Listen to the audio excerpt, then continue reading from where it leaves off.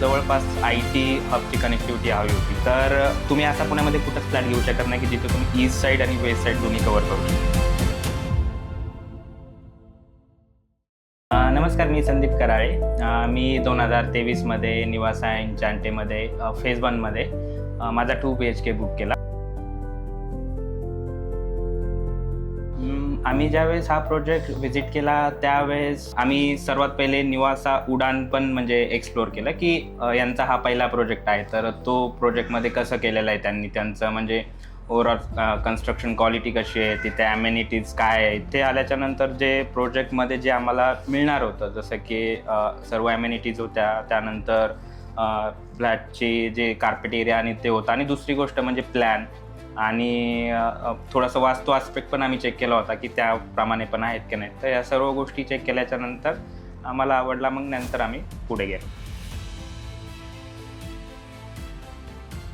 आम्ही त्यांना हे सजेस्ट करू की जसं की म्हणजे मी ज्या अँगलनी म्हणजे दुसरा एक अँगल जो मी एक्सप्लोर केला होता त्यावेळेस, तो असा होता की मी एक IT प्रोफेशनल आहे, तर मला जवळपास IT हबची कनेक्टिव्हिटी हवी होती.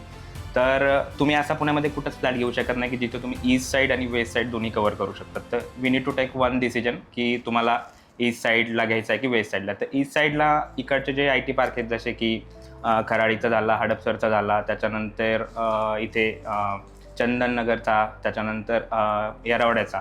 तर ह्याची कनेक्टिव्हिटी इथून खूप चांगली जवळ आहे. तो पण एक आमचा एक म्हणजे पॉईंट होता सिलेक्शनमध्ये. इथलच्या ॲम्युनिटीज म्हणजे हे इथं असं आहे की जे पार्किंग जे आहे ते सेपरेट खाली आहे. ते तिथं म्हणजे असं गाडी आली, छोटा बेबी समोर येणार म्हणजे असं काही नाहीये. पोडियम लेवल ॲम्युनिटीज आहेत आणि पार्किंग खाली आहे. म्हणजे बाकीचे भरपूर सारे प्रोजेक्टमध्ये कसं असतं की म्हणजे आपले छोटे मुलं खेळत, जसं की आम्ही आता जिथे राहतो तिथं म्हणजे ॲम्युनिटी आणि पार्किंग सगळं जायचं. म्हणजे आम्ही जर सकाळी म्हणजे संध्याकाळी जर छोट्या मुलांना घेऊन जातो तर खूप म्हणजे आपल्याला केअरफुल राहावं लागतं. गाडी वगैरे आली तर. छोटे मुलं कसे डायरेक्ट असे पळतात इकडे तिकडे.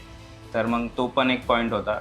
ते आम्हाला पोडियम लेवलला सर्व ॲम्युनिटी हव्या होत्या, आणि म्हणजे गाड्यांचा आणि मुलांचा जास्त संबंध नाही. ते एक म्हणजे एक तो सेफ्टी एक तो पण एक पॉईंट होता.